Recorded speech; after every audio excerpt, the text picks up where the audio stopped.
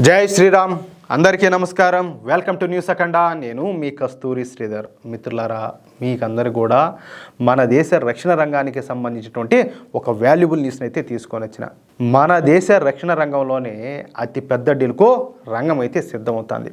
ఒకేసారి ఏకంగా 144 Rafale fighter జెట్లను కొనుగోలు చేసేందుకు మన మోడీ ప్రభుత్వం అయితే సన్నాహాలు చేస్తుంది. సరే, ఇక అసలు విషయానికి వెళ్తే మేడ్ ఇన్ ఇండియా కింద 114 రాఫెల్ ఫైటర్ జెట్ల కొనుగోలు కోసం మన ఇండియన్ ఎయిర్ ఫోర్సు డిఫెన్స్ మినిస్ట్రీకి ప్రతిపాదన అయితే పంపింది. అర్థమవుతుందా? ఈ మేరకు ఇండియన్ ఎయిర్ ఫోర్స్ నుంచి వచ్చినటువంటి ప్రతిపాదనను పరిగణలోకి తీసుకునేది మన మోడీ ప్రభుత్వం. అయితే వీటిల్ని మన దేశంలోనే తయారు చేయాలన్నట్టు తెలుస్తుందన్నమాట. పైగా ఈ ప్రాజెక్టులో 60% పైగా భారత స్వదేశీ టెక్నాలజీని అయితే ఉపయోగించున్నారు. అర్థమవుతుందా? ఇకపోతే ఈ ప్రాజెక్టు వ్యయం ఎంతనో తెలుసా? దాదాపుగా 2 లక్షల కోట్లకు పైన ఉంటుందని చెప్పేసి సమాచారం అనమాట.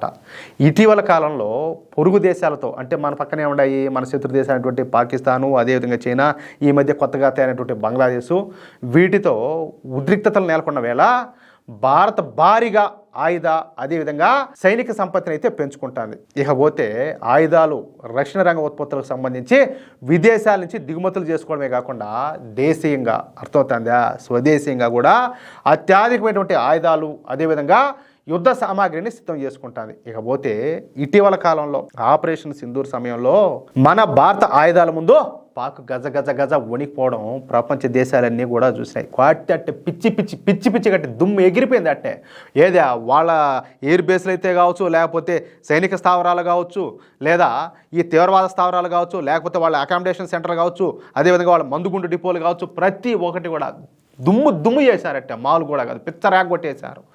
ఈ క్రమంలోనే ఆపరేషన్ సింధూర్లో కీలక పాత్ర పోషించినటువంటి రాఫెల్ యుద్ధ విమానాలను భారీగా పెంచుకోవాలని చెప్పేసి కేంద్ర ప్రభుత్వం అయితే భావిస్తుంది.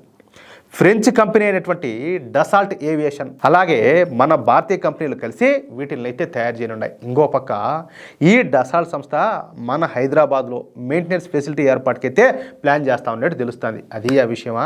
చెప్పా కదా, మన నరేంద్ర మోడీ గారు మన దేశానికి ఒక ఉక్కు కవచాన్ని తయారు చేస్తున్నారు.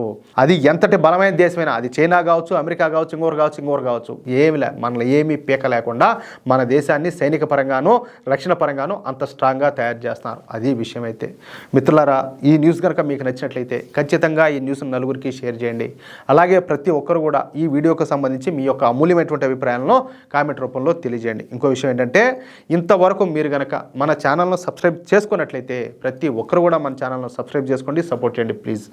జై శ్రీరామ్, జై హింద్.